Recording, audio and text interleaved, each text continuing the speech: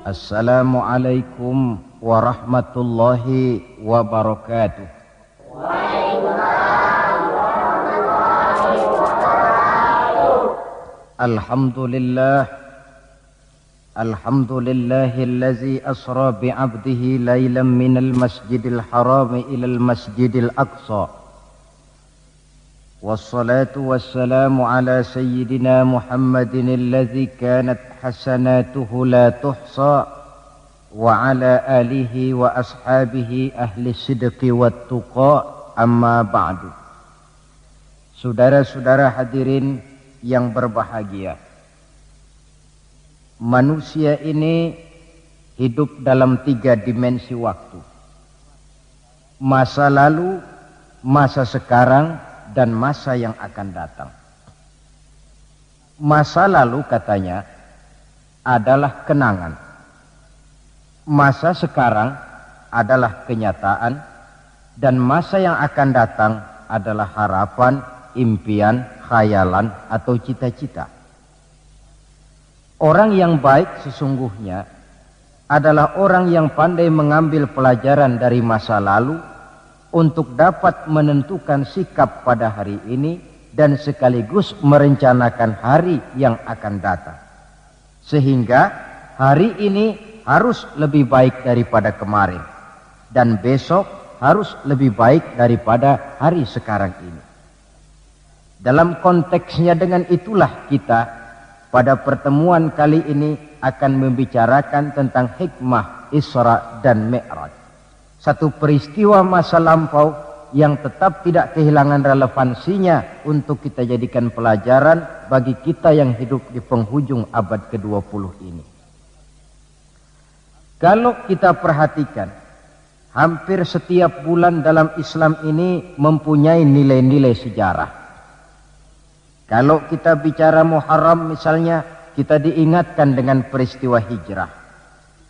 Kita bicara Ramadan, diingatkan dengan peristiwa nuzulul Quran.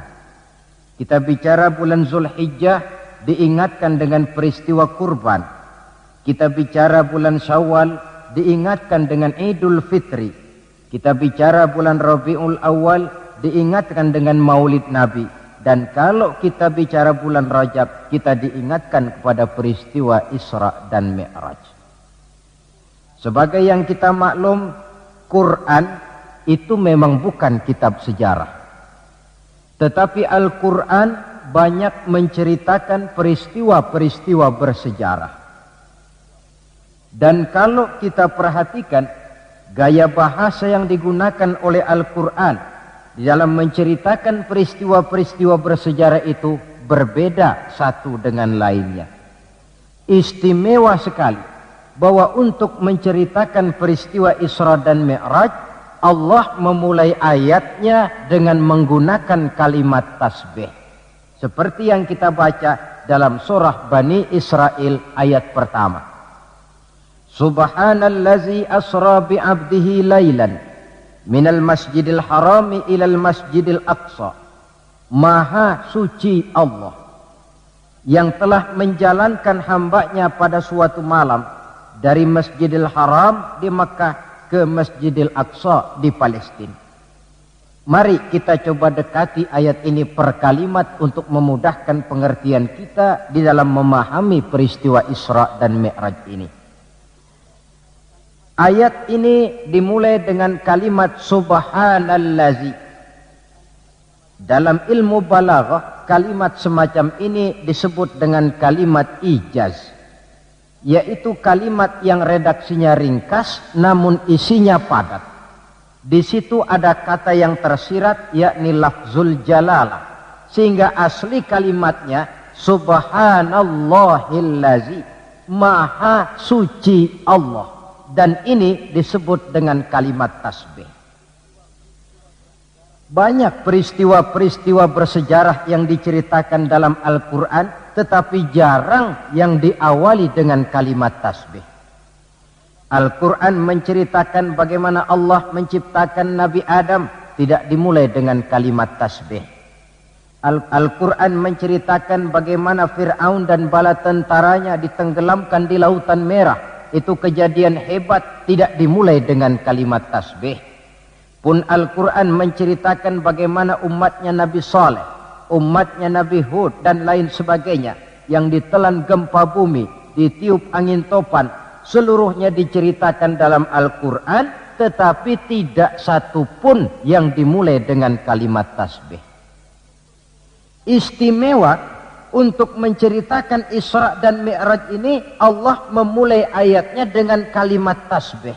Subhanallazi, maha suci Allah, maha suci dari segala kelemahan, maha suci dari segala kekurangan, maha suci dari segala ketidakmampuan.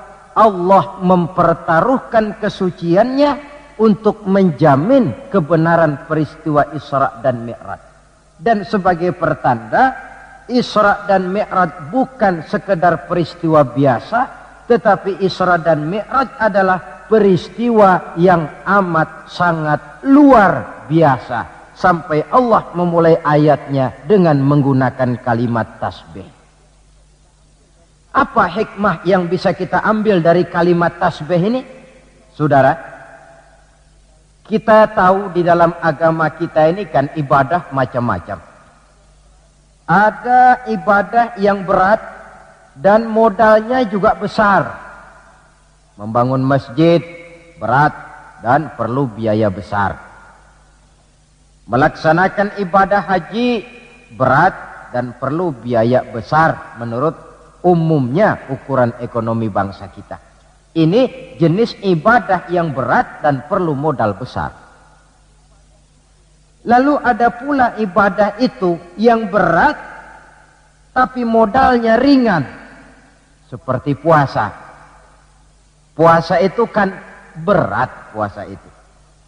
Bukan menahan lapar dan hausnya yang berat, tetapi esensi puasa itu sendiri, yakni kemampuan mengendalikan nafsu. Kita ini kan kalau sedang puasa, lapar sih tahan, tapi marah kadang-kadang nggak tahan. Haus tahan, tapi ngomongin orang kadang-kadang nggak tahan. Padahal di situ esensi puasa, kemampuan mengendalikan nafsu. Dia ibadah yang berat, tapi modalnya ringan. Modal paling penting niat. Sahur itu kan hukumnya sunnah muakkadah. Yang wajib itu niatnya. Ini jenis ibadah yang berat, tapi modalnya ringan. Lalu ada pula ibadah itu yang ringan, modalnya pun ringan. Agama menyebutnya dengan kalimatut thayyibah. Ucapan-ucapan yang baik yang dibanyak diajarkan oleh agama kita. Bertemu teman, assalamualaikum, ibadah. Memulai pekerjaan, bismillahirrahmanirrahim, ibadah. Melihat sesuatu yang hebat, masya Allah. Melihat sesuatu yang luar biasa, subhanallah. Terkejut, astaghfirullah. Mendapat nikmat, alhamdulillah. Terkena musibah, inna lillah wa inna ilaihi raji'un. Ibadah dengan modal yang ringan berupa mengucapkan kata-kata yang baik yang banyak diajarkan oleh agama kita. Ini kan ringan. Orang tidak perlu syarat toharoh, orang tidak punya wudhu itu istighfar boleh. Tidak punya wudhu itu baca sholawat boleh. Membiasakan ucapan-ucapan yang baik di dalam kehidupan. Itu hikmah yang kita ambil dari kalimat subhanallazi. Kalimat selanjutnya asra. Maha suci Allah yang telah menjalankan. Asal kalimat asra ini sara yasiru. Lalu dibentuk dalam bentuk majhul menjadi asra yusri isra'an. Maha suci Allah yang telah menjalankan. Segera nampak dari ayatnya, saudara-saudara, bahwa dalam peristiwa Isra dan Mi'raj itu yang aktif sebenarnya Allah. Nabi pasif. Allah yang menjalankan, Nabi yang dijalankan. Orang dijalanin tentu terima beres, namanya juga dijalanin. Maka tidak heran kalau beliau berangkat dari Mekah kemudian menuju Masjidil Aqsa di Palestina, dari sana naik ke langit pertama, 2, 3, 4, 5, 6, 7, dari sana naik lagi ke Rafraful Akhdar sampai ke Sidratil Muntaha, sampai di bawah aras, menerima perintah sholat, melakukan kunjungan ke surga dan neraka, kembali lagi ke Mekah tidak lebih daripada sepertiga malam. Kok bisa ya? Kalimatnya asra. Allah yang menjalankan, Nabi yang dijalanin. Tentu saja karena dijalankan, oh beliau lalu terima beres. Andai kata Rasul berjalan sendiri, terang beliau tidak akan mampu menempuh jarak yang demikian jauh dalam waktu yang relatif singkat. Artinya, di dalam memahami peristiwa Isra dan Mi'raj ini, yang dipakai bukan logika intelektualitas manusia, tetapi logika kemahakuasaan yang mutlak dari Allah Subhanahu wa ta'ala. Satu contoh kecil. Saya satu hari berangkat ke Bogor. Jam 9 saya berangkat dari rumah, ambil baju di lemari, saya pakai. Berangkatlah saya ke Bogor. Saya tidak tahu kalau di kantong baju saya ada semutnya. Saya pun berangkat ke Bogor. Jam 10 sampai di Bogor, setengah 11 urusan selesai, kembali lagi ke rumah, setengah 12 sudah sampai di rumah. Baju saya buka, saya gantung kembali di lemari, semutnya keluar dari kantong, cerita sama teman-temannya. Saudara-saudara bangsa semut, percayalah saya baru saja pulang dari Bogor. Kata temannya, jam berapa kau berangkat? Tadi jam 9. Lalu setengah 12 sudah sampai lagi di sini? Iya. Temannya yang berpikir menurut logika semut, mana mungkin percaya. Tentu akan berkata, bagaimana mungkin mut? Badanmu begitu kecil, jalanmu begitu lambat, masa ke Bayoran Bogor jam 9 berangkat, setengah 12 sudah pulang lagi? Temannya tidak tahu, semut bukan jalan sendiri, tapi nyempeng di kantong saya.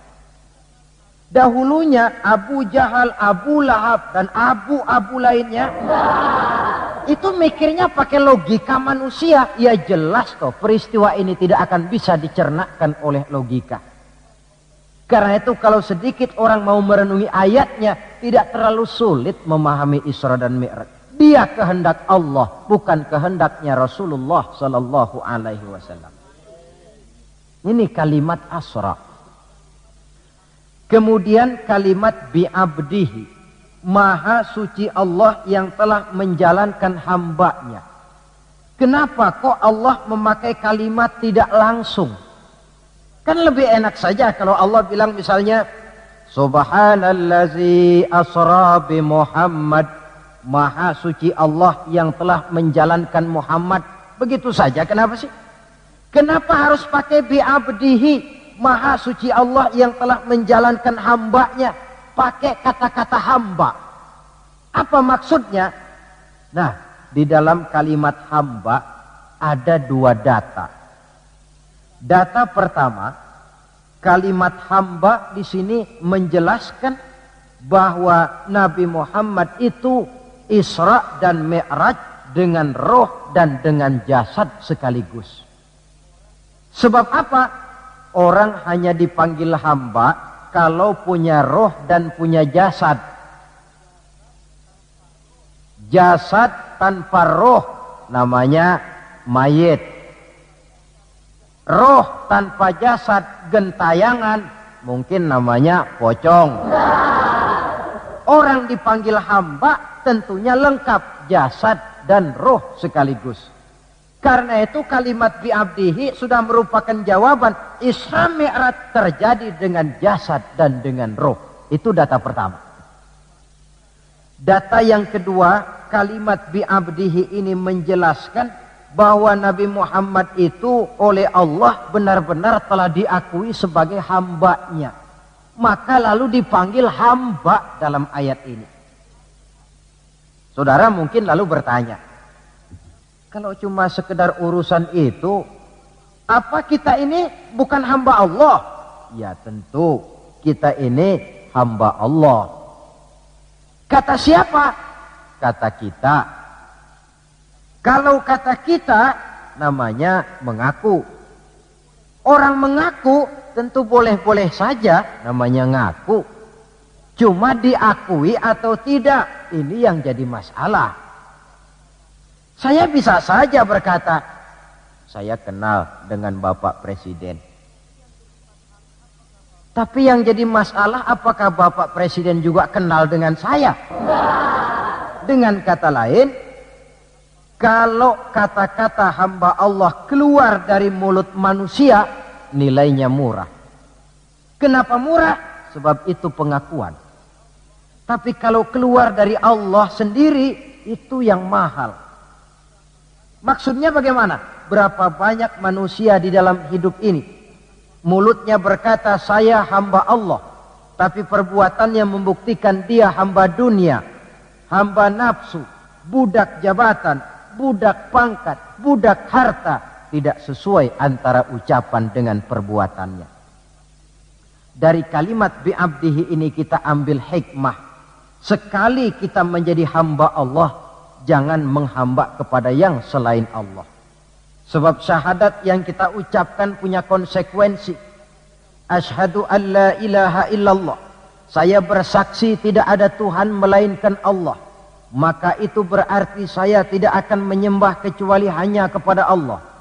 Saya tidak akan pernah takut kecuali hanya kepada Allah. Saya tidak akan pernah minta tolong kecuali hanya kepada Allah. Saya tidak akan menggantungkan hidup kecuali hanya kepada Allah. Saya tidak akan pernah takut kecuali hanya kepada Allah. Konsekuensi yang logis daripada ucapan kalimat syahadat itu. Sekali kita menghamba kepada Allah, jangan menghamba kepada yang selain Allah. Adapun Nabi sebelum dipanggil bi'abdihi dalam ayat ini, kita baca dari sejarah. Tahun-tahun sebelum beliau dipanggil dengan kalimat bi'abdihi, tahun kelabu, amul huzni dalam sejarah itu, tahun duka cita. Beliau ditinggal oleh paman tercinta Abu Thalib. Setelah paman tercinta meninggal, istri tercinta pun wafat, Khadijah. Wafat kedua pelindung ini makin meningkat gangguan kafir Quraisy. Dihina, dicemoohkan, dicaci maki, dilontari dengan kotoran unta, bahkan akan diancam untuk dibunuh. Lulus menghadapi semua itu, Allah panggil beliau bi'abdihi. Seolah-olah Allah mengatakan, Muhammad itu betul-betul hambaku, tidak bergeser nilai kehambaannya apapun yang menimpa dia. Saudara hadirin yang saya hormati, ini kalimat bi'abdihi. Jadi dari sini kita bisa memahami Isra yang merupakan perjalanan Nabi dari Masjidil Haram hingga ke Masjidil Aqsa, dan Mi'raj yang naiknya Nabi dari Masjidil Aqsa menghadap Allah semata-mata merupakan peristiwa yang terjadi menurut apa maunya Allah. Nah, kemudian apa tujuan daripada Isra dan Mi'raj itu? Hakikatnya cuma Allah yang tahu tentu. Namun kalau kita lihat di penghujung ayatnya, kita akan menemukan kalimat linuriyahu min ayatina.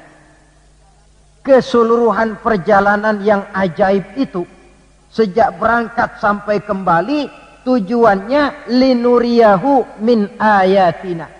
Untuk kami perlihatkan kepada Nabi Muhammad itu sebagian kecil daripada tanda-tanda kebesaran kami. Untuk disampaikan kepada umatnya dan kemudian menjadi pelajaran di dalam mengarungi kehidupan. Seluruh perjalanan yang dilihat oleh Nabi, seluruh pemandangan yang ditemui di dalam perjalanan, itu merupakan sebagian kecil dari tanda-tanda kebesaran Allah. Dan itu merupakan tamsil, contoh pelajaran buat kita yang hidup di zaman sekarang ini. Misalnya, di dalam perjalanan Rasul melihat ada orang mencakar-cakar mukanya dengan kukunya sendiri. Beliau bertanya, ya Jibril, itu orang macam apa? Jibril yang waktu itu bertindak sebagai bodyguard menjelaskan, Muhammad, itulah contoh daripada umatmu, orang-orang yang suka memburuk-burukan saudaranya sendiri. Ditamsilkan bagaikan orang yang mencakar mukanya sendiri. Sebab muslim ini bersaudara seperti satu tubuh. Jikalau yang satu sakit, yang lain akan ikut merasakan sakit. Jikalau satu terinjak, yang lain merasakan akibatnya. Ibu jari tersandung batu, mulut akan berkata aduh, air mata akan keluar, kepala mungkin akan ikut pusing, dan itu refleks tanpa harus menunggu undangan.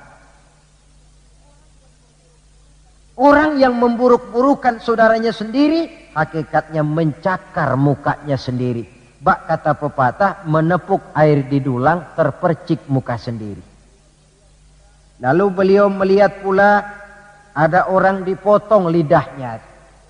Kata malaikat Jibril, Muhammad, itu tamsil daripada umatmu, orang-orang yang suka mengumpat, para pembuat fitnah, tukang bikin gosip dan menjelek-jelekan orang lain. Maka lidahnya akan dipotong sedemikian rupa.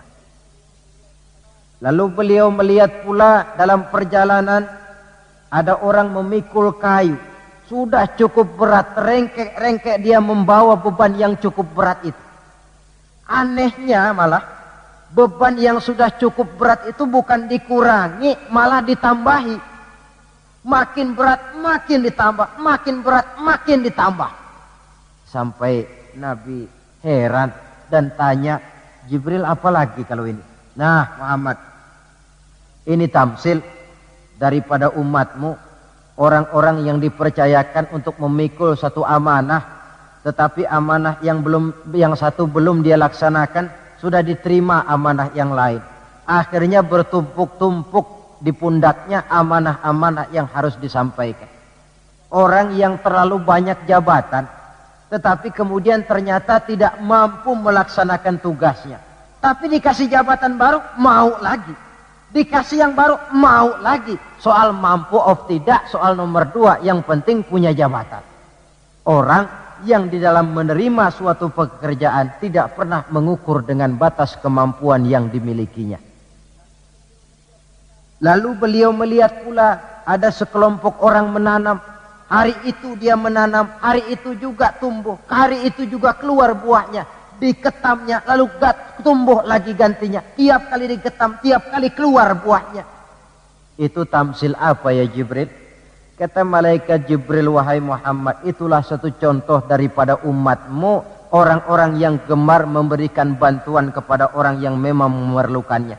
Mereka yang rajin sedekah, membantu fakir miskin, menyantuni yatim piatu, memberikan bantuan kepada pengembangan dakwah, madrasah, pendidikan dan pesantren.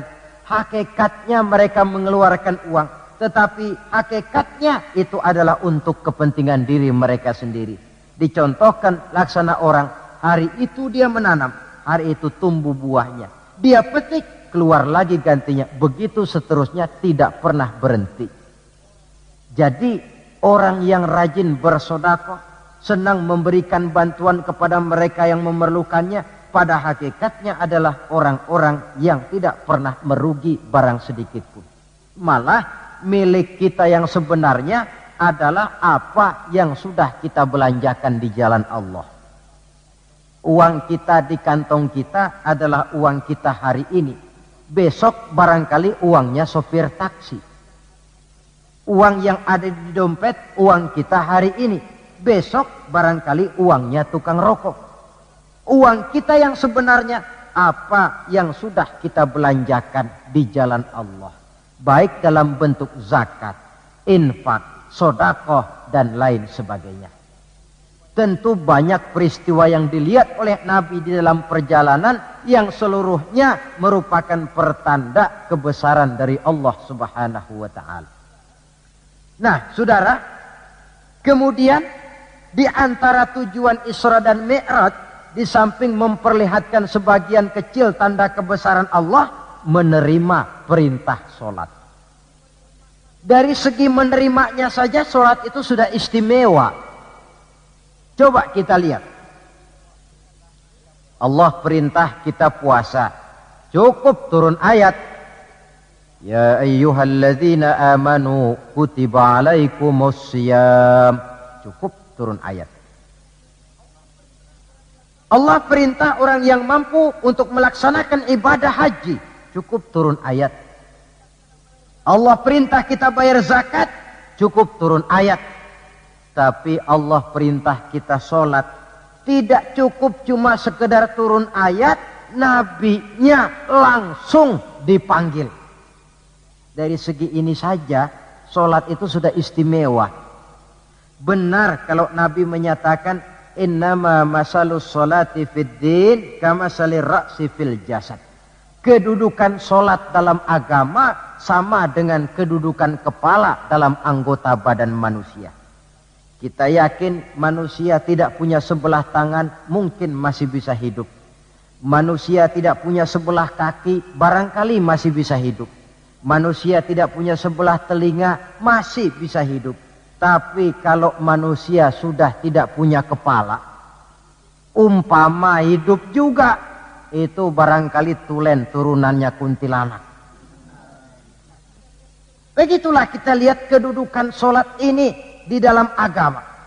Begitu pentingnya sampai untuk menerima perintah sholat, Allah langsung memanggil Nabi kita Muhammad sallallahu alaihi wasallam. Saudara hadirin yang saya hormati, apa sih sebenarnya perlunya kita sholat itu? Tidak untuk menggembirakan Allah. Se-ASEAN orang tidak ada yang sholat, Allah tidak akan pensiun. Jangan lagi kita berpikir, barangkali kalau kita se-Jakarta ini tidak sholat, Allah rugi. Tidak. Tidak usahlah se-Jakarta, se-ASEAN lah. Tidak ada orang yang sholat. Allah tetap Allah. Sebab ia menjadi Allah, tidak ada ketergantungannya kepada manusia. Ia tidak pernah mengambil manfaat daripada perbuatan manusia. Sholat yang diperintahkan kepada kita, manfaatnya akan kembali kepada kita. Apa sih manfaat sholat itu dalam hidup ini? Untuk menjawab apa manfaat sholat, coba kita lihat. Ayat yang memerintahkan sholat itu selalu oleh Allah dimulai dengan kata aqimis sholah. Tidak ada i'malis sholah, if'alis sholah. Tidak. Mesti aqimis sholah. Dirikan sholat. Bukan kerjakan. Tapi dirikan. Maaf saudara. Mungkin di antara kita sudah banyak yang mengerjakan sholat. Tapi belum banyak yang mendirikan sholat. Apa bedanya Pak mengerjakan sholat dengan mendirikan sholat itu? Kalau mengerjakan sholat itu cuma asal sekedar gugur kewajiban. Kadang-kadang keluar sholat Jumat nukar sendal. Mentang-mentang khotibnya khutbah. Saudara-saudara kaum muslimin, ambillah yang baik, tinggalkan yang buruk. Lalu keluar praktek. Padahal sholat. Di situ kita lihat bahwa orang macam ini sebenarnya hanya sekedar baru mengerjakan sholat. Belum mendirikan sholat. Padahal agama menuntut kita dirikan sholat. Apa pengertian mendirikan sholat itu? Mendirikan sholat artinya mengerjakan sholat dengan betul, cukup syarat rukunnya, selesai sholat, ajaran sholat diterjemahkan di luar sholat. Itu artinya mendirikan sholat.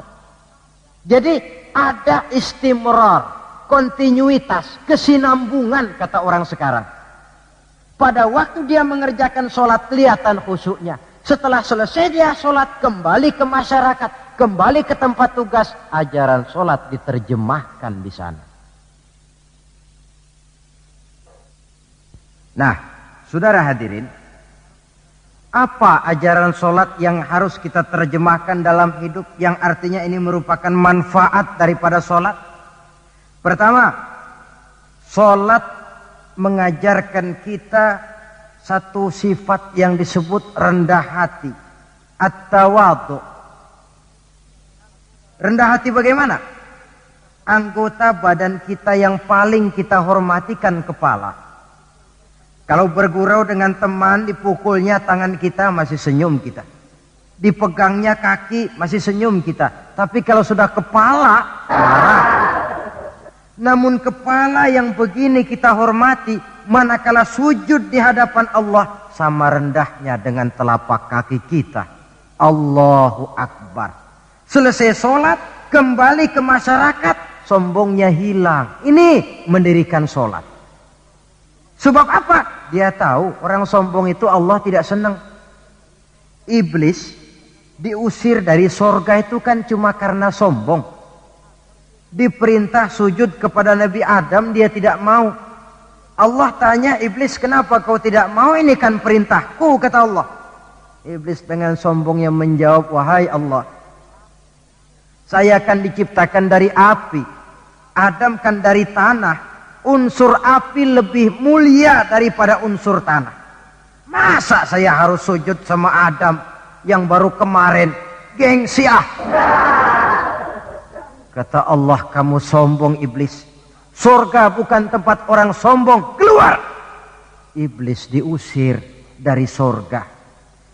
Jadi kira-kira sajalah yang sudah di surga itu sombong saja diusir. Apalagi kita yang masih di dunia ini. Dalam segala bentuknya sombong itu Allah tidak senang. Sombong ilmu Allah tidak senang. Mentang-mentang punya ilmu agama, tepuk-tepuk dada, nih saya satu-satunya ustadz di sini. Semuanya mesti ngaji sama saya ya. Kalau tidak ngaji sama saya, Islamnya kurang tapi sah. Sombong dengan ilmu. Sombong harta, ibu-ibu, Allah juga tidak senang. Sombong pangkat pun demikian juga, yang wajar-wajar sajalah kita dalam hidup. Tawadhu. Yang kedua, sholat mengajarkan kita untuk ikhlas. Berbuat tanpa pamrih. Kalau sudah Allahu Akbar, itu sudah karena Allah. Orang mau puji atau tidak, mau tahu atau tidak, mau dengar atau tidak, yang penting Allah. Tertanam keikhlasan. Bagaimana orang yang ikhlas dalam berbuat itu? Maaf-maaf. Orang yang ikhlas dalam berbuat itu seperti orang buang air besar. Saudara, kalau saya tanya, pagi-pagi buang air besar itu ikhlas apa tidak? Walaupun malam saudara habis makan enak, sate, opor ayam, buahnya anggur, apel, besok pagi dibuang, ikhlas. Tidak pernah ditengok-tengokin. Begitu jatuh lalu dilihat, ini jangan-jangan satenya ini, tidak. Sudah jatuh ya sudah, kurelakan kau pergi. Berbuat tanpa pamrih, yang penting Allah. Ini mendirikan sholat. Yang ketiga, ini saya kira yang banyak dicari orang sekarang. Sholat itu memberikan ketenangan dalam hidup. Ketenangan bagaimana? Kita manusia hidup ini kan punya ambisi dan emosi. Yang orang lain punya, kita kepengen. Yang orang lain bisa, kita kepengen. Itu wajar, namanya manusia mesti punya emosi. Tapi emosi yang membludak tanpa dinetralisir akan bisa menimbulkan psikosomatik. Di mana manusia disiksa oleh perasaannya sendiri. Cobalah. Kadang-kadang dia lihat tetangganya beli televisi berwarna. Tetangga yang sebelah meriang. Enggak dia apa-apain, meriang. Tetangganya malah makin kaya, besok beli kulkas. Wah, dia makin gawat, opnam, masuk rumah sakit. Di rumah sakit dapat kabar tetangganya beli mobil, wah mati dia. Disiksa oleh perasaannya sendiri. Orang yang sholat lain. Jam 11 siang lihat tetangga bawa TV berwarna baru. Temperatur naik, panas, wajar. Datang waktu zuhur, kutub-kutub badan yang panas karena lihat tetangga bawa TV baru, didinginkan oleh air wudhu. Begitu terkena air wudhu, temperatur turun, adem.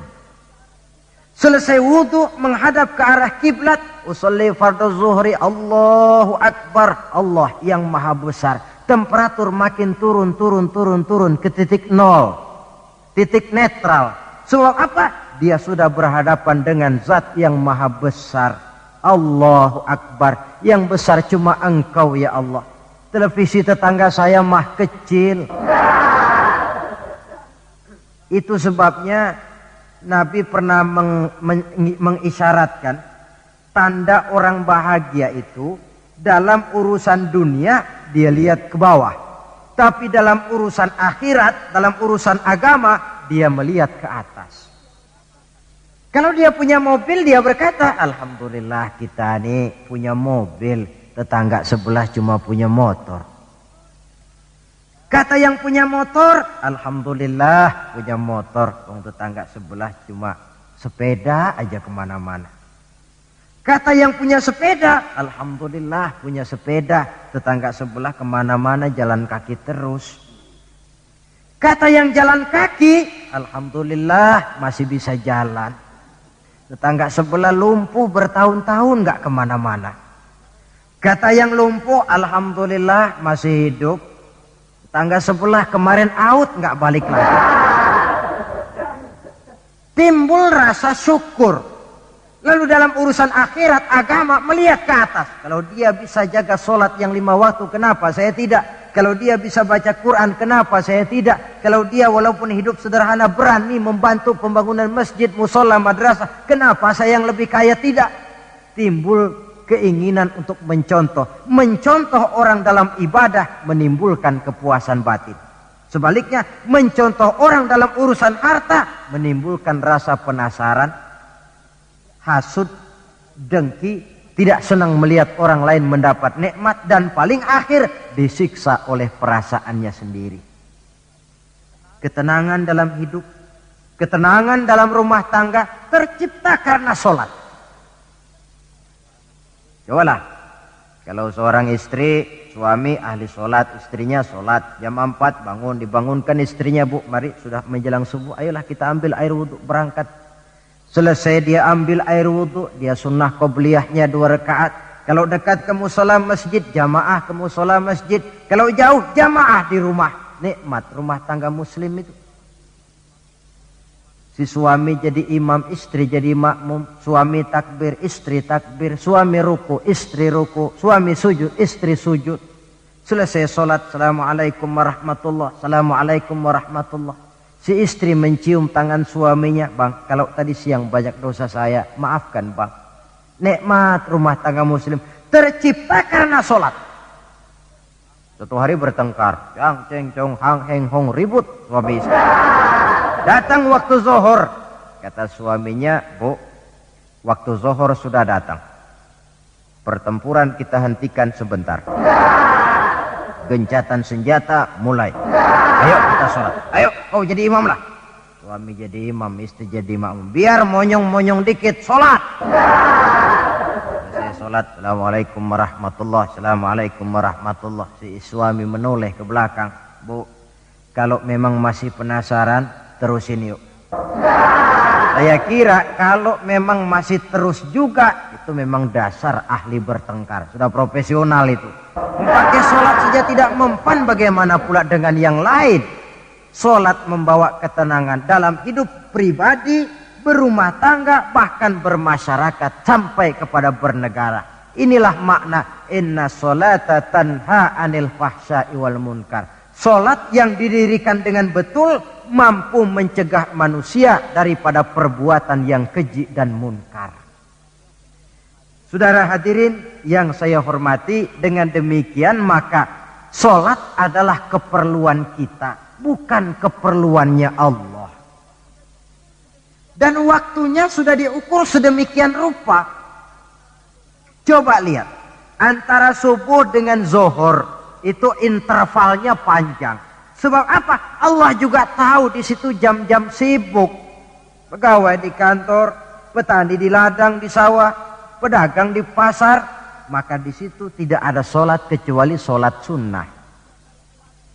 Bekerja kita dari pagi sampai siang sampai udara panas, timbul stres. Datang refreshing, istirahatlah. Jangan diforsir, ademi dengan wudu. Lalu sholat zuhur. Selesai sholat zuhur, kembali lagi ke tempat tugas. Antara zuhur dengan asar, intervalnya lebih pendek. Sebab apa? Dalam udara panas, kerja cepat melelahkan. Maghrib dengan isya, intervalnya lebih pendek lagi. Sebab apa? Sudah masuk malam. Sebagian besar kejahatan justru terjadi pada waktu malam. Antara isya dengan subuh, intervalnya memang panjang. Tapi di sana ada terminal kontrol cadangan. Yang disebut tahajud, hajat, dan sebagainya. Terminal-terminal kontrol cadangan untuk menjaga stabilitas temperatur batin manusia. Jadi dengan demikian, kalau diabaikan, kerugian untuk manusia sendiri. Sebab hakikatnya Allah tidak pernah mengambil manfaat daripada amal dan perbuatan manusia itu. Nah, saudara-saudara, dari uraian yang singkat ini kita ambil beberapa kesimpulan.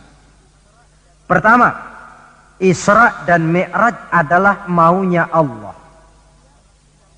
Kita manusia punya kemauan. Allah juga punya kemauan. Kalau kemauan kita sesuai dengan kemauan Allah, tentu jadi. Kalau tidak, ya tidak. Maunya Allah yang jadi, bukan maunya kita. Nah, agar mau kita dimaui Allah, caranya bagaimana? Mudah saja. Ikuti apa maunya Allah, nanti dia ikuti maunya kita. Dekati Allah, nanti dia dekat dengan kita. Kalau dekat, fasilitas tentu dikasih. Memang kita dekat sama lurah saja kadang-kadang dapat fasilitas kan. Dekat dengan orang-orang tertentu bisa mendapat fasilitas. Dekat dengan Allah demikian juga adanya. Sarana komunikasi yang paling efektif untuk mendekati Allah, sholat adanya. Yang kedua, seluruh kejadian dalam alam hanya bisa terjadi karena dua proses. Pertama yang disebut proses kauniyah, yaitu seluruh kejadian yang terikat oleh hukum kausal, hukum sebab akibat. Kalau begini, mesti begitu. Kejadian seperti ini bisa diperhitungkan, dapat diperkirakan, dan bisa dianalisa. Tapi ada kejadian lain yang disebut proses rabbaniyah. Kejadian yang terjadi menurut apa maunya Allah dan tidak tunduk kepada manusia, kepada hukum kausal. Contoh, kalau ada anak kecil, logika kita akan lalu mikir, ini ada anak kecil, mesti ada bapaknya, mesti ada ibunya. Ibu bapak sebab anak akibat, itu proses kausal. Tapi kalau Allah yang mau, tidak mesti. Nabi Adam, ibu tidak ada, bapak tidak ada, Allah mau jadi. Tidak bisa diselidiki secara eksat. Bagaimana ya proses terjadinya Nabi Adam secara antropologi budaya? Buntu. Nabi Isa, ibu ada, bapak tidak ada, Allah mau jadi. Tidak bisa diselidiki secara medis. Bagaimana ya menurut ilmu kedokteran? Kok Siti Maryam bisa hamil padahal dia tidak punya suami? Mukjizat. Maryam hamil tanpa suami, Allah yang mau. Cuma tentu agak kita sesalkan bahwa di zaman sekarang ini rupanya banyak juga perempuan-perempuan tidak mau kalah dengan Siti Maryam ini. Ini barangkali termasuk mukjizat abad 20. Saudara-saudara, otoritas intelektual perlu, tapi tidak bisa mentargetkan. Beberapa tahun yang lalu, Direktorat Vulkanologi itu sibuk mengawasi 2 buah gunung berapi yang dianggap bahaya kelas 1 dan setiap saat bisa meletus. Sore, pagi, siang, malam diawasi. Merapi di Jawa Tengah, dan Anak Krakatau di Selat Sunda. Apa yang kemudian terjadi? Yang diawasi tenang-tenang saja. Yang tidak diawasi malah batuk-batuk, galunggung. Begitu galunggung meletus, komentar macam-macam. Kata Direktorat Vulkanologi, oh itu kan gejala alamiah, gejala alamiah. Kata yang seniman, oh itu karena alam sudah bosan bersahabat dengan manusia. Macam-macamlah komentar. Tapi satu hal yang jelas, otoritas intelektual manusia itu harus sadar akan kelemahan keterbatasannya. Janganlah karena terlalu memuja otak sampai kita lupa kepada yang bikin otak. Sebab bagaimanapun jeniusnya otak manusia, yang bikin otak tentu lebih jenius lagi. Kita kagum dengan otak manusia, tapi kadang-kadang kita lupa dengan sang pembuat otak. Isra Mi'raj proses Rabbaniyah. Allah yang mau, bukan Nabi Muhammad yang mau. Api, kalau menurut kita kan api itu panas, membakar. Kalau menurut Allah tidak. Api itu netral. Netral bagaimana? Terserah maunya Allah. Kalau dia mau api panas, ya panas. Kalau tidak, ya tidak. Panas dan tidaknya bukan untuk manusia, bukan untuk Allah, tetapi untuk manusia. Maka Nabi Ibrahim pada waktu oleh Raja Namrus dilempar ke kobaran api yang menggunung, seujung rambut pun dia tidak terbakar. Sebab apa? Ketika dia hampir jatuh ke dalam api, Allah berkata kepada api, ya naru kuni bardan wa salaman ala Ibrahim. Hai api, dinginlah kamu, selamatkan Ibrahim. Api tunduk kepada maunya Allah, seujung rambut pun Nabi Ibrahim tidak terbakar, malah kedinginan di tengah kobaran api. Kasus macam ini tidak bisa diselidiki secara eksat. Bagaimana kok Nabi Ibrahim itu enggak kebakaran di dalam api? Oh, barangkali baca ayat itu tuh yang tadi itu. Saudara boleh coba. Bacalah ya narukuni bardan wasalaman alaya. Masuk saudara ke dalam api, insya Allah mateng. Kalau potongan kita. Sebab yang kita mau itu belum tentu Allah mau. Kalau yang kita mau Allah mau, tentu jadi. Kalau tidak, tidak. Isra Mi'raj sekali lagi. Peristiwa Rabbaniyah dan bukan peristiwa kauniyah. Logika di dalam memahaminya bukan logika intelektual, tetapi logika kemahakuasaan yang mutlak dari Allah Subhanahu wa ta'ala. Yang ketiga, marilah kita berusaha agar setiap gerak hidup dalam dunia ini bernilai ibadah. Sekurang-kurangnya berupa ucapan-ucapan yang baik. Bukankah yang namanya ibadah itu ya sholat ibadah, puasa ibadah, zakat ibadah, haji ibadah. Tapi tidak terbatas kepada hanya sekedar itu. Membangun rumah sakit, membangun sekolah, membangun panti asuhan yatim piatu, itu keseluruhannya merupakan ibadah. Sekurang-kurangnya ibadah dalam bentuk ucapan-ucapan yang baik, yang menyenangkan orang dan berpahala kita mengucapkannya. Ini tidak terlalu sulit dan bisa kita praktekkan di dalam kehidupan sehari-hari.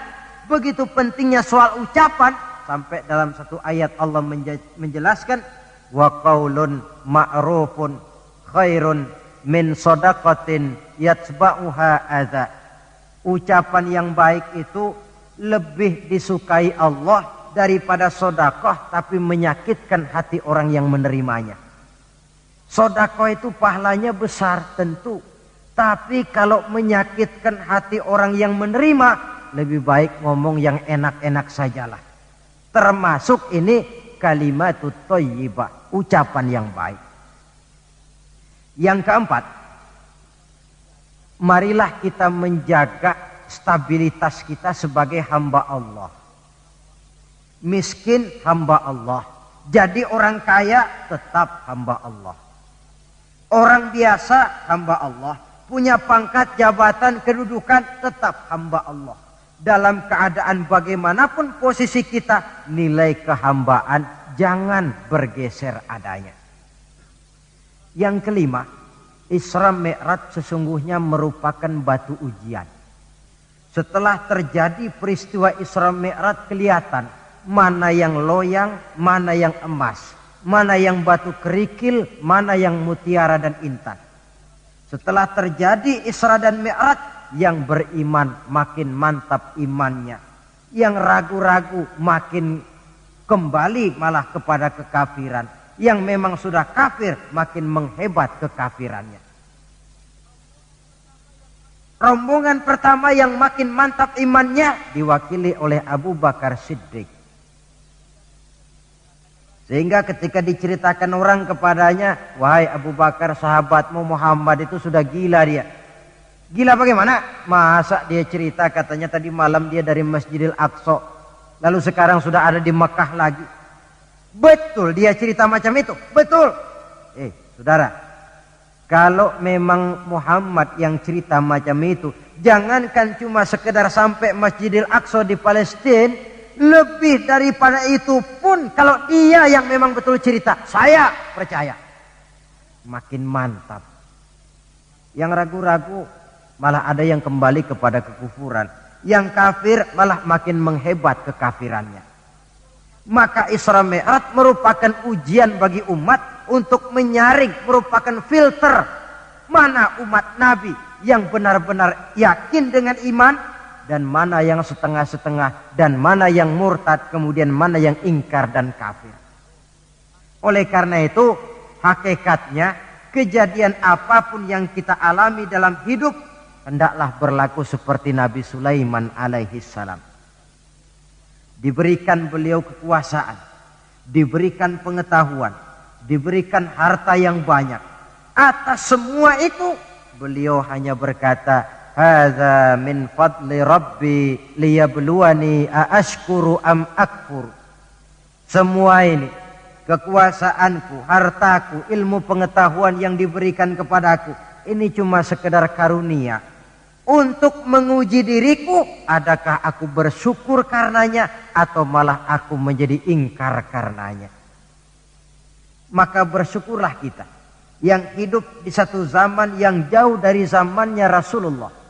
Kita belum pernah berjumpa dengan beliau, belum pernah mendengar suara beliau, tidak melihat gerak langkah di perjalanan beliau. Entoh kita beriman dengan peristiwa Isra dan Mi'raj ini. Jauh lebih beruntung daripada orang-orang yang langsung ditongkrongi Nabi. Mereka melihat wajah Nabi, mendengar Nabi membaca wahyu, melihat mukjizat, tetapi mereka tidak juga mau beriman. Nilai-nilai iman ini kalau tidak kita pelihara dan kita syukuri, akan bisa bergeser, ditelan oleh segala macam godaan dan cobaan yang kita hadapi di dalam perjalanan hidup ini. Saudara-saudara hadirin yang saya hormati, dengan begitu maka Isra dan Mi'raj dengan segala kejadian yang ada di dalamnya, sekali lagi merupakan bukti kemahakuasaan yang mutlak dari Allah dan kelemahan serta keterbatasan dari kemampuan yang dimiliki oleh manusia. Membicarakan Isra dan Mi'raj artinya bercermin di dalam perjalanan yang luar biasa itu. Bercermin apa? Bahwa pengetahuan manusia, taruhlah dia sudah melanglang buana ke ruang angkasa, tapi masih terbatas kepada alam yang fisika, dan itu pun sedikit sekali. Belum dia menyeberang ke alam metafisika. Kekayaannya, apalah artinya kekayaan manusia ini? Jabatan barangkali, kita semua sadar bahwa pangkat yang paling tinggi sebenarnya kan pensiun. Titel yang paling akhir tidak lain adalah almarhum. Setiap kita akan berjalan ke arah itu, sehingga tidak terkena apa yang diingatkan Allah, kalla innal insana la yatgha ar-ra'ahu istaghna. Manusia itu mudah lupa diri manakala melihat dia sedikit mampu, kaya, berkuasa, pandai, mudah lupa diri. Cobalah lihat Berapa banyak orang-orang yang tadinya sudah adil, berjuang menegakkan keadilan, namun di tengah jalan dia bisa berbalik meluncur menjadi orang yang justru menginjak-injak keadilan itu sendiri. Berapa banyak orang-orang yang tadinya sudah benar, berjuang menegakkan kebenaran, atau sekurang-kurangnya berniat untuk membela kebenaran, tapi di tengah jalan dia bisa berbalik menjadi orang yang justru hanya mau benar sendirian, walaupun tidak benar bagi orang lain. Wa idza massal insana durru da'ana li janbihi aw qa'idan aw qa'ima falamma kashafna anhu durrahu marra ka'allam yad'una ila durrin massahu. Kalau manusia ditimpa kesulitan, dia bermohon kepada Allah supaya dihilangkan kesulitan, baik pada waktu berdiri, sambil berbaring, sambil tidur. Manakala kesulitan sudah dihilangkan, marra ka'allam yad'una ila durrin massahu, dia pun berjalan dengan sombongnya, seolah-olah belum pernah minta tolong kepada Allah. Ini kecenderungan manusia. Itulah sebabnya yang terakhir sekali dari pembicaraan kita kali ini, puncak kebahagiaan seorang muslim tidak lain adalah bertemu Allah. Bagaimanapun nikmatnya masuk surga, kalau diukur dengan bertemu Allah, masih jauh lebih nikmat bertemu Allah. Nabi di puncak perjalanan Mi'raj bertemu Allah, tapi pertemuan itu diawali dengan berbagai macam cobaan, ujian, fitnahan, sampai kepada ancaman akan dibunuh. Paling akhir beliau mendapat perkenan bertemu Allah, puncak kebahagiaan hidup yang belum pernah diberikan kepada seorang pun manusia, baik sebelum atau sesudah beliau. Jadi begitulah seperti pepatah bilang, habis gelap mesti terbit terang. Inna ma'al usri yusra. Di balik segala kesulitan itu, insya Allah akan menunggu kemudahan. Kesulitan adalah bagian daripada hidup. Bukan untuk ditakuti, tetapi untuk dicarikan jalan keluar bagaimana pemecahannya. Saudara, inilah pembicaraan kita pada pertemuan ini. Walaupun selintas, mudah-mudahan bisa memberikan gambaran tentang Isra dan Mi'raj yang pada gilirannya akan memperkuat nilai-nilai keimanan kita dalam rangka melaksanakan apa yang diperintah Allah dan menjauhi apa yang dilarangnya. Terima kasih banyak atas perhatian saudara. Mohon maaf atas segala kekurangan. Usikum wa iyaya bitaqwallah. Wassalamualaikum warahmatullahi wabarakatuh.